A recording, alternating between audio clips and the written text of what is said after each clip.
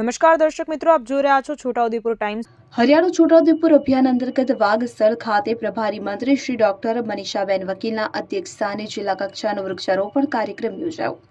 દેશના વડાપ્રધાન નરેન્દ્ર મોદીના 12 વર્ષના સફળ કાર્યકાળ પૂર્ણ થવાના ગૌરવશાળી અવસરે છોટાઉદેપુર જિલ્લા વહીવટીતંત્ર દ્વારા જિલ્લામાં 12 લાખ વૃક્ષો વાવવાના કરેલા આયોજન અને છોટાઉદેપુરને પર્યાવરણ સંરક્ષણ અને હરિત આવરણમાં વધારો કરવાના ઉદ્દેશ્ય સાથે જિલ્લા વહીવટીતંત્ર દ્વારા છોટાઉદેપુર પાસે આવેલ વાઘસર ખાતે વડાપ્રધાન નરેન્દ્ર મોદીજીએ શરૂ કરેલ એક પેડ માં કે નામ અભિયાન અંતર્ગત જિલ્લા કક્ષાના વૃક્ષારોપણ કાર્યક્રમનું આયોજન રાજ્ય સરકારના મહિલા અને બાળ કલ્યાણ, સામાજિક ન્યાય અને અધિકારિતા મંત્રી અને જિલ્લાના પ્રભારી મંત્રી ડોક્ટર મનીષાબેન વકીલના અધ્યક્ષસ્થાને કરવામાં આવ્યું હતું અને આ પ્રસંગે અતિથિ વિશેષ તરીકે લોકસભા સાંસદ જસુભાઈ રાઠવા, છોટાઉદેપુરના ધારાસભ્ય રાજેન્દ્રસિંહ રાઠવા, સંખેડાના ધારાસભ્ય અભિસિંહભાઈ તડવી ઉપસ્થિત રહ્યા હતા। ઉપસ્થિત તમામ મહાનુભાવોએ અત્યંત ઉપયોગી એવા વૃક્ષોના રોપાઓનું વાવેતર કરવામાં આવ્યું હતું અને આ પ્રસંગે જિલ્લા કલેક્ટર ગાર્ગી જૈન, નાયબ વન સંરક્ષક રૂપક સોલંકી, જિલ્લા ભાજપ પ્રમુખ ઉમેશભાઈ રાઠવા, પૂર્વ સાંસદ ગીતાબેન રાઠવા, પૂર્વ રેલ રાજ્યમંત્રી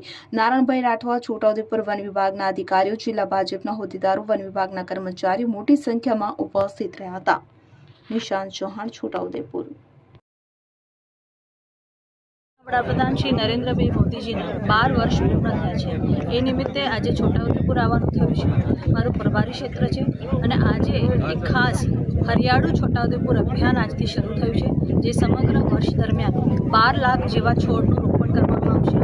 આજે લગભગ 1,20,000 જેવા રોપા જે રોપવામાં આવ્યા છે।